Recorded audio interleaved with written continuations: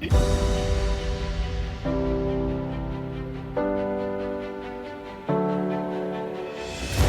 listening to the Why Boarding School podcast, broadcasting around the world.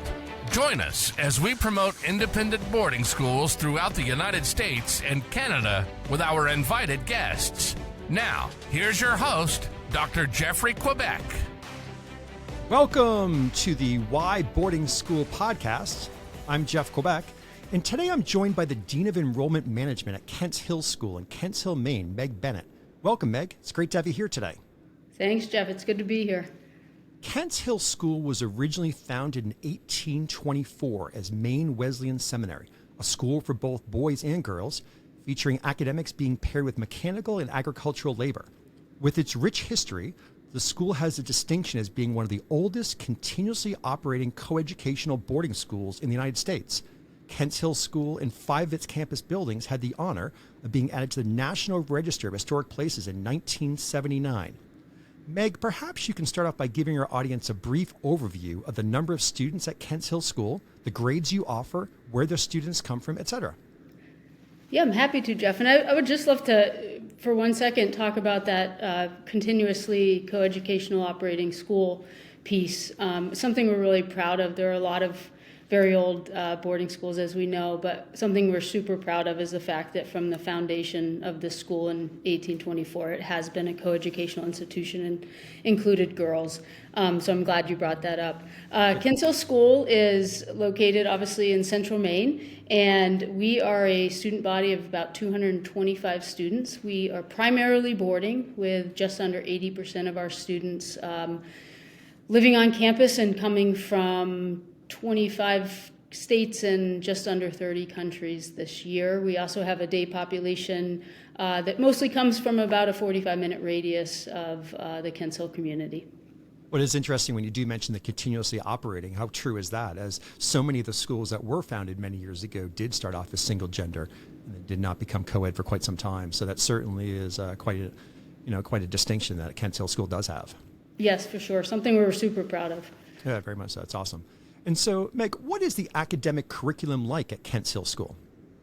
Yeah, so I would say first of all, we are an honors AP curriculum. So our courses range from standard college prep to honors to AP curriculum. And certainly we're a school that meets students where they're at. So we challenge students, but that is different for every student that we have. So for some students, that means that they're trying to take multiple AP courses and have very clear goals for their future. And for other students, they're still trying to figure that out and need a little bit of support. And we're going to meet our students. We're small enough that we can meet our students academically where they're at and help them to grow and meet their goals on a personal level. So, Meg, as you reference the support that you offer your students, can you talk a little bit about the academic support offered through the Learning Skills program? Yes, absolutely. So we have one of the longer standing learning support programs, I think, in New England boarding schools. It's going on 40 years, I believe, that we've worked with a neurodiverse population of students. So within that program, and I would say about 20% of our student body utilizes it for some purpose or another, and ESL, which we can get to later, is also part of that. That program is going to give 1-to-1 or 2-to-1 support to students who need extra organizational work, might have time management, executive functioning, dyslexia, so mild to moderate learning differences. We're very solid in working with students. And not only does that support happen within the Learning Center as an actual class period each day, but those Learning Center teachers are directly connected to our classroom teachers and helping them support our students, because every classroom at schools have a range of learners, and it's a big focus of ours to make sure we're meeting the needs of all the learners in that classroom. So they have a lot of communication with the classroom teachers and are also in regular communication with our students' families who are in that program. Very nice. And can you tell me a little bit about the visual and performing arts offerings that Kents Hill has? Yeah, so for one of the things that strikes me about Kents Hill, for a relatively small student body, We have some great offerings, and in the performing and visual arts, that's one of the areas. I would say visual arts right now is certainly on the radar and on the map as being a really solid program at Kent Hill School. There's a breadth of offerings. We have extremely tenured staff in that area, and we do have a lot of students who go through our visual arts program who end up doing kind of AP level portfolios and looking at art specific schools. So definitely I would say a strength. Our music program is, I think, in a rebuilding stage. We have a great new music teacher and are offering some nice musical groups, but also individual lessons through that program. And then our performing arts, as far as drama goes, we do multiple productions a year. They're small because we're a small school, but we do multiple productions, including at least one kind of more major musical production each year. Are there any special signature programs that are offered at Kent Hill? So I would say one of the coolest things that we have at Kent Hill right now is the fact that we do have our own ski facility on campus, and so we consider that certainly a signature program of ours. There are other ski schools that obviously have access to skiing and ski teams, but it's pretty cool that our students in the winter Absolutely. literally walk across the street through the field and have access to a ski facility that we run. We make snow, we have lights, we groom, all of that. So that, I would say, is one of the signature programs that comes to mind right away. And it's been nice because in addition to the competitive side of that, we have students who come here having never skied or snowboarded and leave after 3 or 4 years being really good at it because they learn here. That's nice. So I assume that you could also have a student athlete maybe that chooses to play, say, basketball in the winter, but then in their free time, maybe on the weekends or on a Sunday afternoon, they're out there skiing. Yeah, absolutely. We actually just had it open I think it was it was last Saturday night. As a weekend activity, we opened it up, put the lights on, had a huge bonfire, had music going, and kids were skiing, snowboarding, using our little terrain park, and it's just such a great vibe. How fun is that? That's awesome. It's super fun. And so, Meg, can you share this? You mentioned the ESL department and the ESL program. Can maybe you share a little bit about that with our audience? Yeah, so I think one of the things that I would want international families to know is that we're not a school that expects perfection in English language as an English language learner. We're able to take 9th and 10th grade students in particular who have lower levels of English and really work with them over 3 or 4 years to get them to the outcomes they want for college with their English levels and with their academics.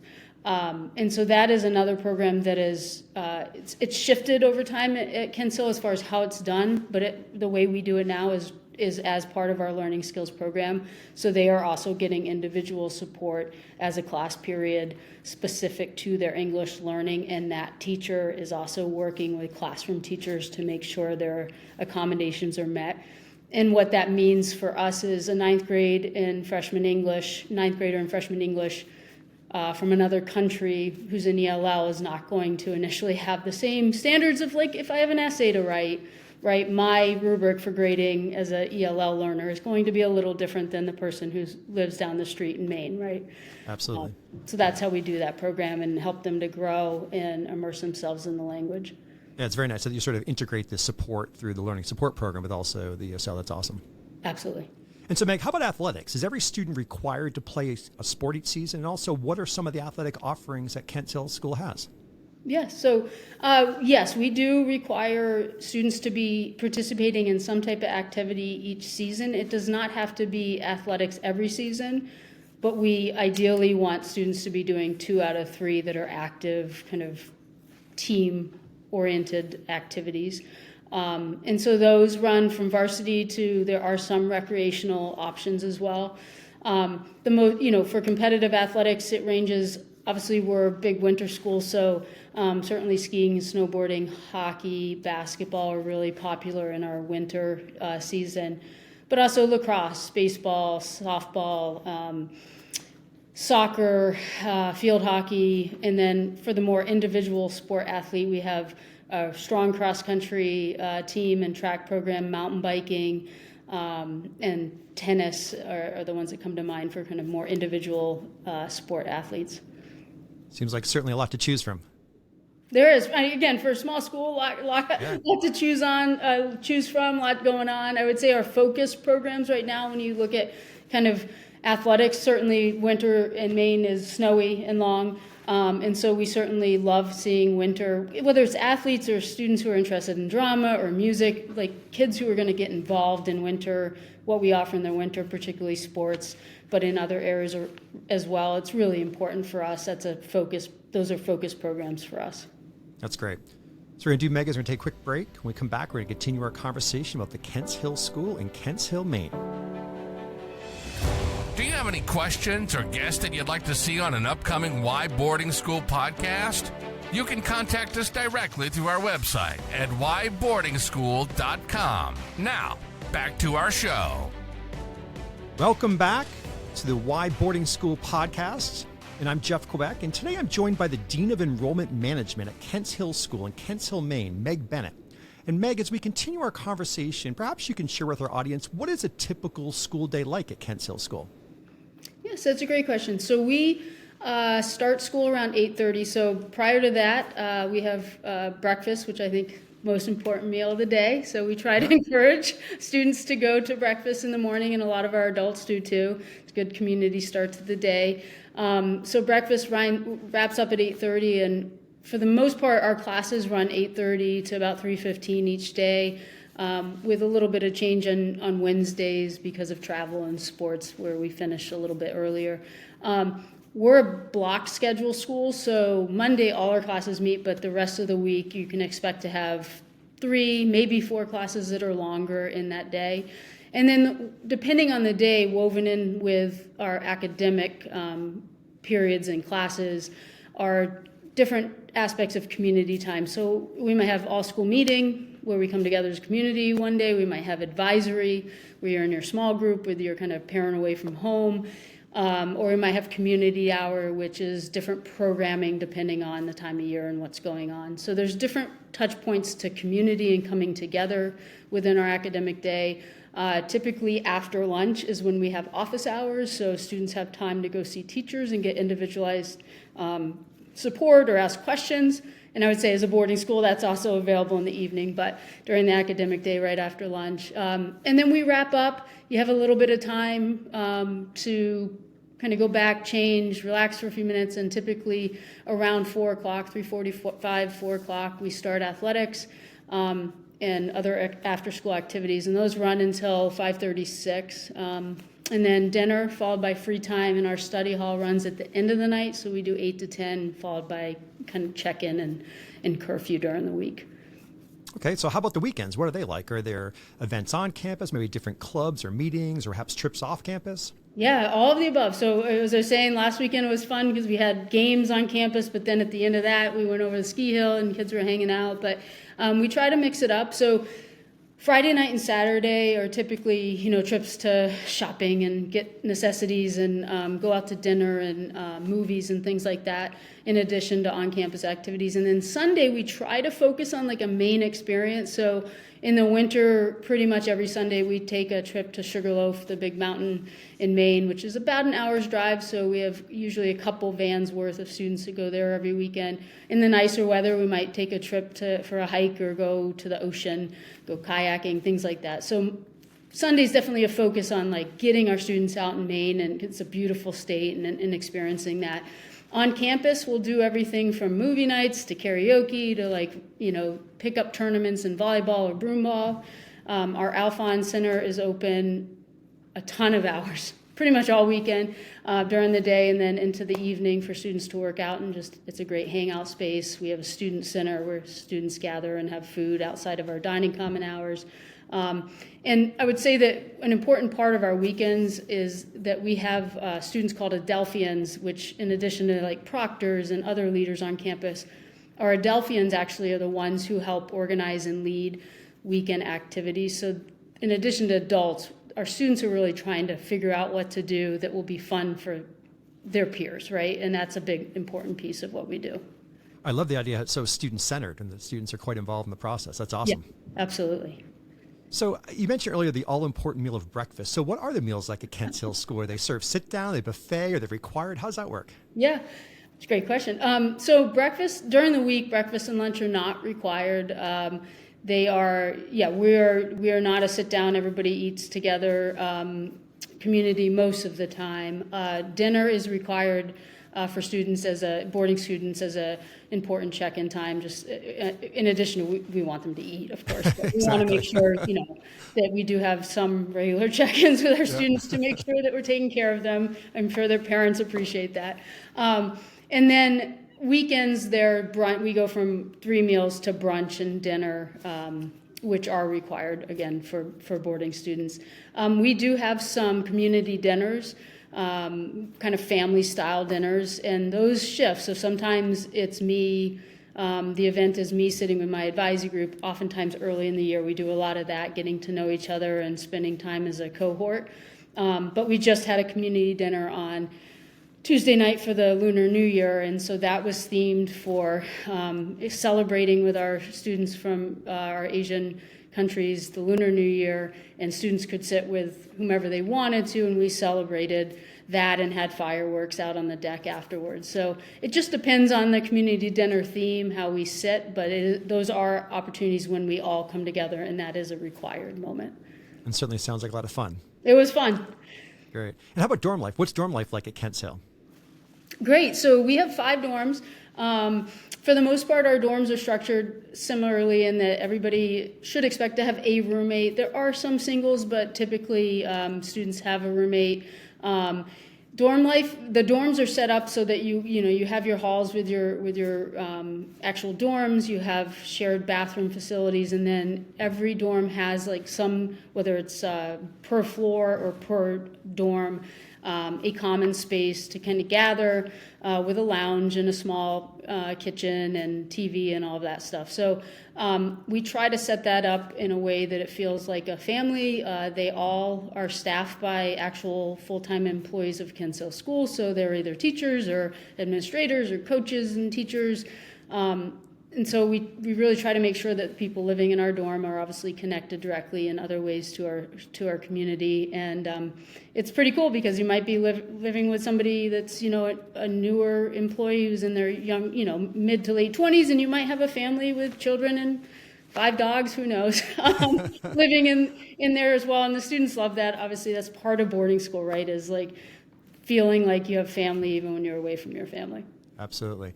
And I know, Meg, earlier you referenced the advisor system. Perhaps you can share with the audience how that works at Kent Hill Schools. Is the advisor system done by grade or by dorm, or do they remain with the same advisor throughout their tenure at Kent Hill? Yep. So we currently do it by grade, and so they do remain, and they do remain with the same advisor throughout their experience, which is great. So I have seniors this year. And I'm at a point where I'm super comfortable. We are like a family. We've been together for 3 or 4 years, and you're connected. And freshman year, it's different, right? You're like having that a little bit sometimes as an adult and a child in 9th grade. It's similar to being a parent with an 8th and 9th grader, right? Like Absolutely. You're having a little awkward dance sometimes, and you figure it out. And so I think that's the important part about the sticking with these students from year to year, is that it takes time to build that relationship, and so you want to continue to see it grow and really see them through that experience. They're small, so most of our advisory groups are anywhere from 4 to 7 students, and as it probably is at many schools, like we're that go-to person for parents. So there's other people that a parent might reach out to about just academics or just dorm life, but they know that they can get the kind of 360 holistic view of their child by reaching out to us as an advisor, and that we're staying on top of all those pieces. I would imagine as those relationships are built over the year, especially like in your situation, having seniors, it must be pretty emotional, and they're moving on and graduating this spring. It is. It's we're already there. They're starting to have those moments of like, what are we gonna do next year? I'm like, I'm sure you're still gonna contact me, and it'll be great. Absolutely. No, it's great. It's great to have that connection, and just to be able to see them through like the different ebbs and flows of their growth is what I love about boarding school in general, but certainly being an advisor is, you get them at a certain point in their kind of teenage life, and you see so much growth and maturity and independence come out of their experience, and that's what it's really all about. And they can always come back to Kent Hill as alums, right? Yeah, no, and we just had our 200th celebration, obviously our bicentennial this past past summer, and I think I don't know the total numbers, but we had 500, 600 people on campus. It was amazing, and just it's so rewarding to work at these schools long enough that you know people who now have their own children, and I'm not aging myself, but and they come back, and what they talk about is the essence of their experience now is the same as my advisees are talking about the essence of their experience as well. So it's pretty cool. Would you say there's a typical Kents Hill School student? Yeah, it's a great question. I think for me, it's a student who is missing. Like, there's something, like, they're great and they have so much potential, but there's something that's been missing for them, and it might be the sport that they're really passionate about. It might be I'm not seen. I feel like I'm not seen by my big classes and my teachers at my public school. I'm the youngest sibling, and they've all been super successful and perfect, and I'm feeling like I don't know, and it's not okay to not know. I think, and I mean it is, but they feel that way. I think we're really good for those students who are just needing that community where they can be themselves and they can see themselves in a place where they can grow and be supported in that growth and get the wins that they've been looking for. So for me, the Kents Hill student is somebody who tries really hard, has the effort, really wants to do all the things, and maybe because of one of a variety of factors, hasn't felt supported in reaching whatever that is. And we're here to help them do that. Very nice. Well said.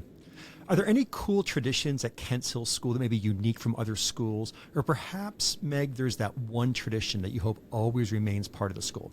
Yeah, for me, there's two. There, right outside my office here in Bierce, we have, this is where we have our big bell tower with the gold dome. It's a beautiful building. And one of the traditions is that anytime something really amazing happens, we get together, a team will get together, a group of people, and ring the bell. So when a team comes back from a game and they've won, doesn't matter what time of night, poor neighbors, but ring the bell. A really great performance for our drama, our drama program. When that's over, they'll ring the bell. If somebody gets married or a baby's born from one of our employees, ring the bell. So it's a really celebratory tradition that has continued for many, I don't even know how many years, a long, long time. And then the other one's coming up, which is our winter carnival. And our winter carnival runs for about a week right before March break, and it is a nutty experience, but the whole school is broken up into, I believe, 5 teams, adults and students. And there's a theme. This year's theme is the 90s. And there are different events every day, different themes within that overall theme, different dress-up days. And then different sporting events, different art events. There's performances, there's trivia. So there's something for everyone on the team to participate in, with the goal of you want to win, of course. So it's a really fun late winter community building tradition, and it's been it's at least 30 or 40 years, possibly longer. I mean, it's a long-standing tradition for sure. Well, Meg, hopefully that bell's been ringing a lot this year, and we'll continue. Yes, it's harder. I will say the challenge is in the winter when it's cold and they win a game down at the rink and we're at the top of the hill. Do you want to hike up Things there? a little less, not because we're not winning, right? Yeah, that's great. That's great. So before we discuss admissions, is there anything about Kents Hill School that we didn't discuss today that you would like to mention? It's a great question. No, I think, I think in these schools, we also recognize that we're really fortunate and blessed to have these opportunities as adults, but also children or students in these schools. So we do try to give back and get to know our community as well. So I think the community service and just getting out there and connected to community is really important for us. So if it's, it might be teams. We do our community service now by individual teams in the fall and spring, going out to different organizations and homes in the community to help out. Or right now we're doing a clothing and food drive for the winter. We've done a food and fuel drive in the past that's raised a lot of money for local families in the winter. But I think just doing our part, something really important to who we are, is doing our part and making sure that we're giving back and getting to know the people in our community. What a powerful message that certainly remained with those students throughout their lives. That's awesome. Yeah, yeah. So if someone's interested in Kents Hill School, how might they go about starting the admissions process?